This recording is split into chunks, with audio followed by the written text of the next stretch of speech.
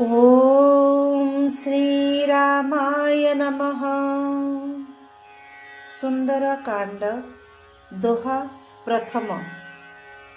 भावार्थ सह।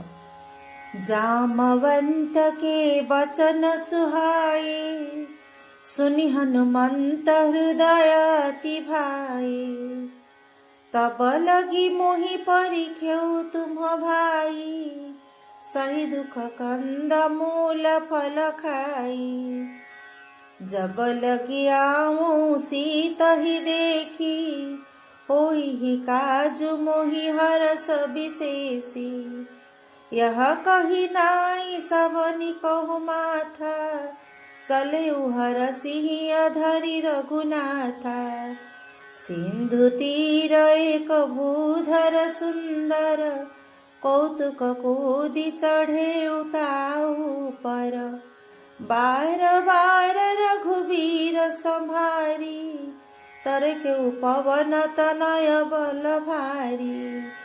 जेहि गिरि चरण देई हनुमंता, चले सोगा पाताल तुरंता।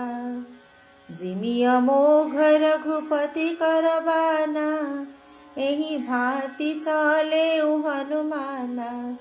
जलनिधि रघुपति दूत बिचारी, तै मैनाक होई श्रमहारी। जाम्बवानंकर सुंदर वचन हनुमानंक हृदय को अत्यंत प्रीतिकर बोध हैला। से कहिले, हे भाई, आपण माने दुख कष्ट सही कंद मूल फल खाई रही मु सीता को देखी फेरिबा पर्यंत मो बाट को चाहि अपेक्षा करंतु। कार्य अवश्य सफल हेब, कारण मो हृदय अत्यंत आनंद जात हेउची। एपरि कही समस्तंक निकटरे नतमस्तक हेबा पूर्वक हृदय श्री रघुनाथं को धारण करी हनुमान अति आनंदरे बाहरी पड़िले। समुद्र तटरे गोटिए सुंदर पर्वत थाए। हनुमान अनायासरे डेई पड़ी सही पर्वत शीर्षरे चढ़ी गले एवं बारंबार श्री रघुवीर को स्मरण करी सही अत्यंत बलवान हनुमान पर्वत शिखररू खूब जोर रे एक लंफ देले। जो पर्वतरे पाद भरा देई हनुमान लंफ देले, सही पर्वतटी अविलंबे पाताଳରେ पशिगला। श्री रघुनाथंकर अमोघ बाण जेपरि तीव्र गतिरे छुटी जाए, हनुमान सेहीपरि लंका अभिमुखरे उड़ी चलिले।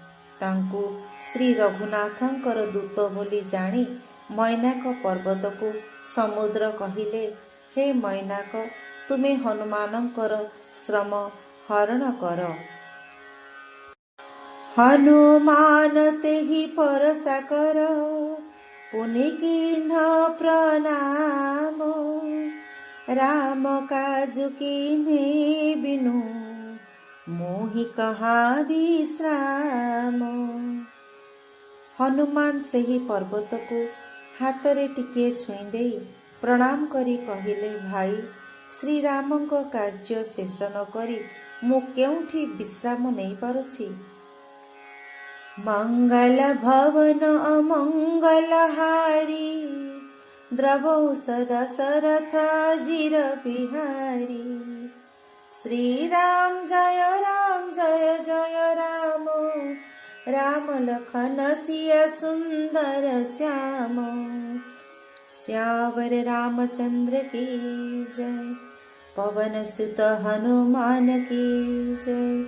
उमापति महादेव की जय, तुलसीदास महाराज की जय। जय जय श्री सीताराम।